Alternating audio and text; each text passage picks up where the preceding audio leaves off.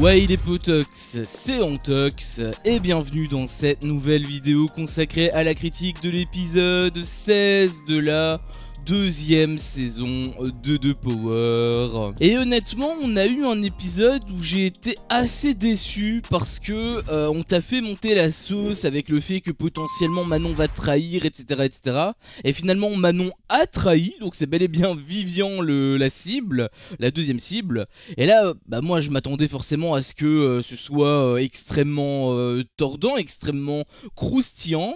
Mais en réalité, bah la réaction de Vivian, c'est tout simplement que il fait le show en pensant connaître la vérité alors qu'il ne la connaît pas justement. Il est persuadé en gros que c'est Mélanie et qu'il a fait tout ça, enfin parce que selon lui il s'est auto-désigné cible, il a incité Mélanie à le mettre en tant que cible parce qu'en gros dans son plan c'est voilà, il va avoir le duel face à Lou et il va pouvoir la jarter et du coup Lou elle va partir en face à face. Et je trouve quand même que ce raisonnement est stupide parce que bah, ça c'est dans le cas où Lou elle perd, mais si jamais c'est elle qui gagne, parce qu'il faut pas croire, c'est pas parce que c'est Vivian en face de Lou que Vivian il va gagner 100% du temps. Il y a des jeux, il y a des domaines où Lou va être supérieur à Vivian. Et si jamais ce domaine se réalise sur le duel et que du coup Vivian est perdant et que donc c'est lui qui doit être face à face avec le power player, bah automatiquement si Mélanie elle lui révèle réellement son identité comme lui il pense, bah ça veut dire que juste elle lui a donné toutes les clés en fait. Limite c'est comme si elle achetait son billet retour direction Dubaï ou enfin je sais pas où elle habite, mais t'as compris, en gros c'est comme si elle lui laissait le jeu. Et ça, mais en tant que power player c'est complètement stupide. Si tu es un power player tu vas forcément prendre deux personnes qui ne te soupçonnent absolument pas, et rien que ça devrait déjà te mettre la puce à l'oreille que ça ne peut pas être Mel si jamais t'es réellement sur ses côtes et si jamais tu es persuadé que c'est elle le power player. Du coup déjà d'une part j'ai trouvé que c'était assez con de la part de Vivian de penser ça, mais surtout le fait qu'il pense ça et que bah il fasse un petit peu son show. Alors c'était un petit peu drôle par moment, je dis pas, mais le truc c'est que tout était fake. Puisque nous on connaît en fait la réalité, on sait qui est le vrai power player. Et on sait en fait, on connaît toutes les cartes. C'est comme si tu suivais un jeu.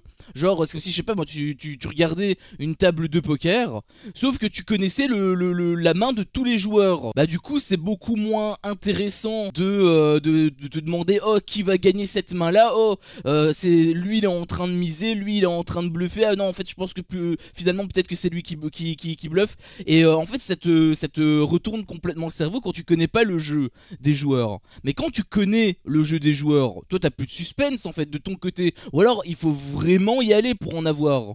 Et ce genre de stratégie, hein, ce genre de... Enfin je sais pas si c'est prévu par la prod, le fait que Vivian il en fasse tout un pataquès ou autre, mais j'ai trouvé que bon déjà ça sortait un petit peu de nulle part le truc avec Mel, le fait que voilà Vivian il est persuadé que c'est elle le power player etc, qui s'est carrément désigné pour se mettre cible etc. Enfin quelque part j'ai envie de te dire que c'est du Vivian parce qu'on l'avait vu avec des petites séquences qui étaient complètement folles. Genre il est en train de faire un câlin à un arbre, il s'est mis à un moment donné nu devant les autres candidats.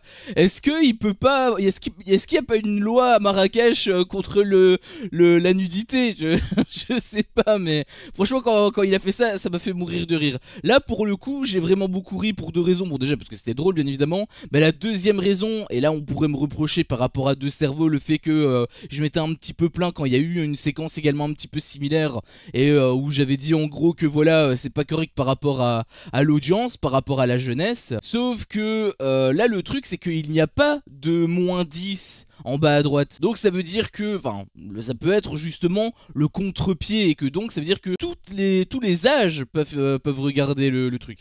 Et là pour le coup c'est vrai que c'est pas forcément correct. Mais en même temps je sais pas exactement l'âge légal du truc. Il est pas écrit -10, donc si ça tombe c'est -16 tu vois. Je connais pas leur audience réellement. Est-ce qu'il y a des gens qui ont 10 ans qui regardent? Est-ce qu'il y a que des 16 ans minimum?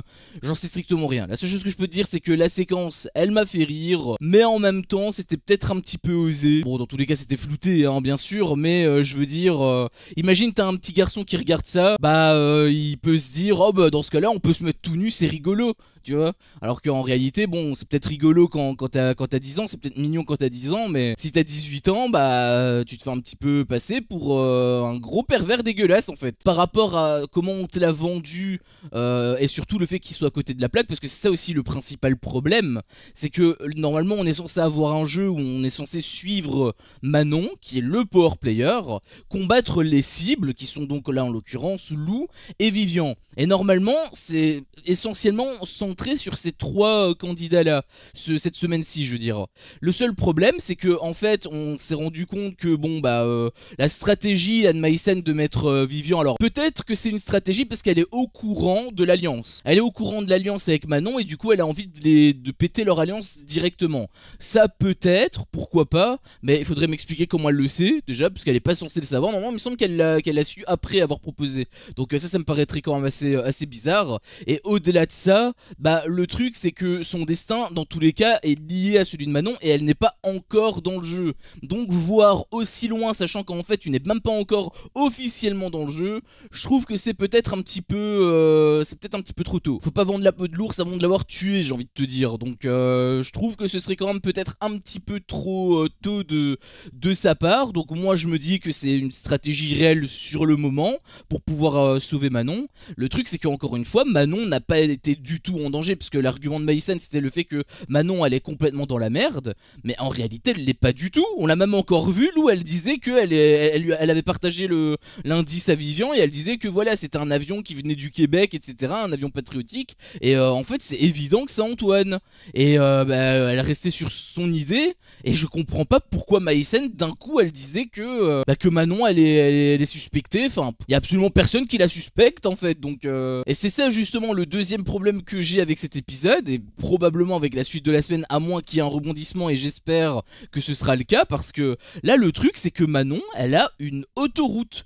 Là il y a personne qui la suspecte, alors que pourtant elle jouait quand même super mal au début. Alors je veux bien croire que l'indice peut aiguiller, mais là c'est même pas aiguillé, genre les candidats ils sont obnubilés par un seul chemin qu'ils ont trouvé. Alors que bon je veux dire des chemins qui veulent tout et qui veulent dire tout n'importe quoi, où t'as plusieurs interprétations possibles, il y en a eu plein dans The Power, y compris cette saison-ci aussi. Donc je trouve que c'est soit c'est extrêmement mal joué de leur part, soit absolument tout est orchestré, il a un candidat qui doit partir et donc il scénarise le truc. Je vois pas d'autres possibilités, parce que là le problème, encore une fois, c'est que bon on se fait chier. Enfin moi en tout cas je me suis fait chier par rapport au jeu, pas par rapport au fait qu'il se passe, c'est pas le même emmerdement qu'avec les apprentis aventuriers. Par exemple avec les apprentis aventuriers c'est parce qu'il se passait rien d'intéressant dans le jeu réellement. Là en fait il se passe quand même des trucs intéressants. On a eu par exemple le jeu également du deuxième indice, alors j'ai quand même trouvé que c'était très très poussif, hein, justement j'y reviendrai un petit peu par la suite, mais on a eu quand même pas mal de séquences qui servaient vraiment à meubler. Je pense notamment à Nathalie là qui te fait ces trucs de bouger, etc. Même Vivian hein, quand il fait le câlin à l'arbre, bon c'était vraiment c'est vraiment pour gagner du temps. Alors oui ça fait rire un petit peu, mais bon c'était peut-être un petit peu trop long. J'ai quand même apprécié l'aspect tendre qu'on a découvert de Nathalie, parce qu'on voyait que voilà elle rassurait un petit peu Vivian et tout, ça j'avais quand même apprécié, à moins que c'était fait exprès hein, là pour introduire la séquence qui va meubler, auquel cas ce serait un petit peu dommage. Mais bon dans le cas où c'est réel, j'avais trouvé que c'était assez chouette en fait cet aspect là de Nathalie, si jamais c'est vrai bien sûr. Mais sinon ça a été vraiment fastidieux d'arriver au deuxième jeu, et même en arrivant au deuxième jeu, au jeu pour remporter le deuxième indice, bah le truc c'est que ça a été tellement long au démarrage, parce que t'as Delta qui t'a expliqué les règles, tu as également toutes ces interviews qui étaient sans cesse en train de te rallonger, de te temporiser en fait hein, le jeu concrètement, y compris bien sûr Vivian qui faisait un petit peu le con. Alors parfois c'est drôle, oui bien sûr, je dis pas bien évidemment qu'à certains moments il m'a fait rire, mais le truc c'est que ça t'a pris tellement de temps, je pense que ça a pris peut-être 10 minutes entre le moment où la séquence où les candidats étaient appelés dans le salon pour commencer le jeu. Je pense que ça a pris 10 minutes entre ce moment là et le moment où le jeu a réellement commencé quoi. 10 minutes à attendre pour simplement expliquer des règles et savoir qui allait participer aussi, parce que Manon elle avait également le pouvoir de choisir qui elle voulait. Et d'ailleurs encore une fois je trouve qu'elle joue extrêmement mal, parce que elle de son point de vue c'est les deux cibles, c'est Lou et Vivian hein, c'est les deux cibles qu'elle a choisies.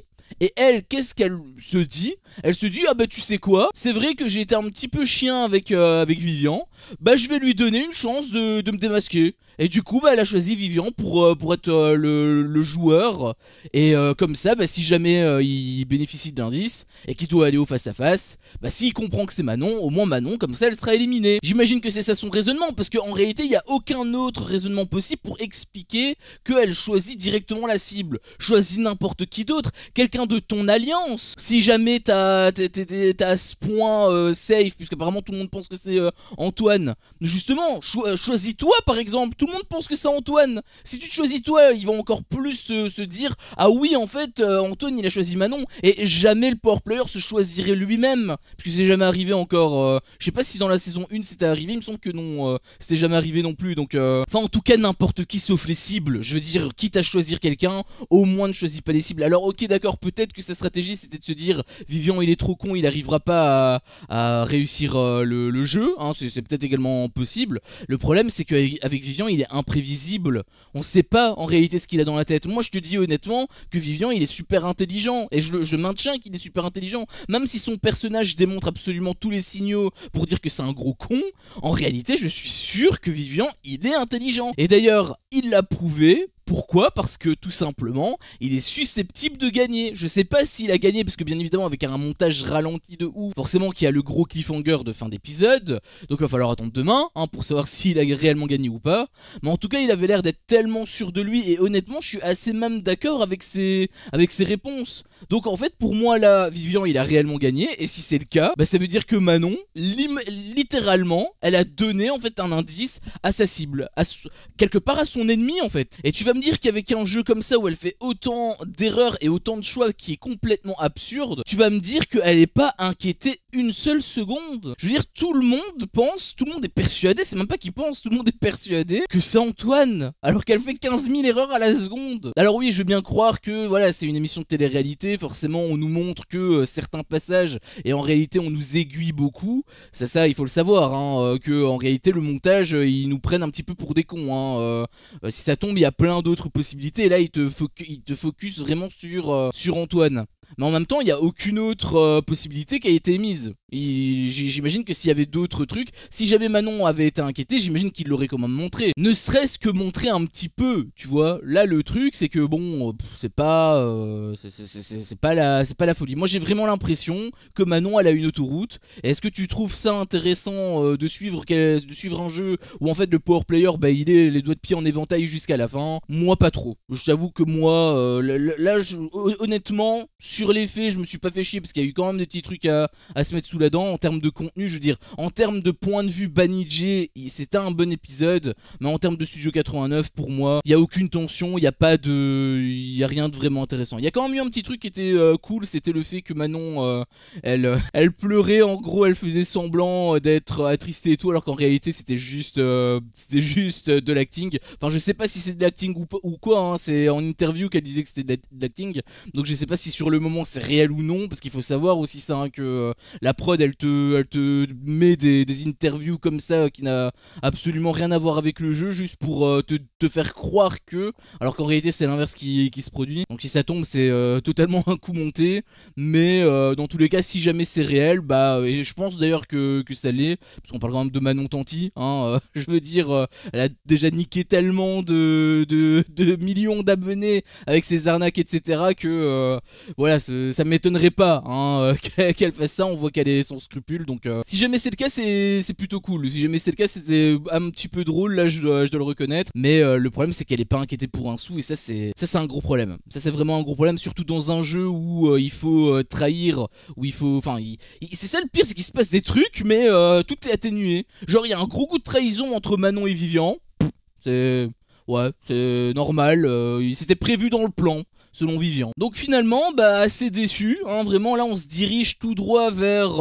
le scénario que je te dis où Maïsan en fait elle réintègre le jeu, et donc finalement bah c'est peut-être prévu par la prod, puisque c'est ce que la prod veut bien évidemment. Donc là on se dirige droit dessus, donc j'espère que au moins, si jamais c'est le cas, au moins que il se passe des trucs, qu'il y ait des rebondissements, que Manon elle se trahisse un petit peu, qu'il y ait des doutes sur elle, enfin au moins qu'il se passe des trucs, parce que si c'est pour commencer la cérémonie avec justement un candidat ou une candidate, peu importe qui sera au face à face, et qu'il est déjà complètement perdu et que jamais il prend Manon, j'ai envie de te dire, c'est pas intéressant. Surtout si c'est pour te faire poireauter tout l'épisode jusqu'au cliffhanger de fin entre les deux derniers choix qui ne sont pas les power players. Enfin non, là ça pourrait pas être le cas, mais t'as capté ce que je voulais dire, hein. J'espère au moins qu'il va avoir un petit peu de suspense, hein, un minimum quoi. Enfin bref, du coup c'était mon avis sur cet épisode. N'hésite pas toi à me faire part justement de ce que t'en as pensé dans l'espace commentaire. Est-ce que t'es d'accord également ou non avec moi, hein? Tu peux bien évidemment argumenter sur chaque point.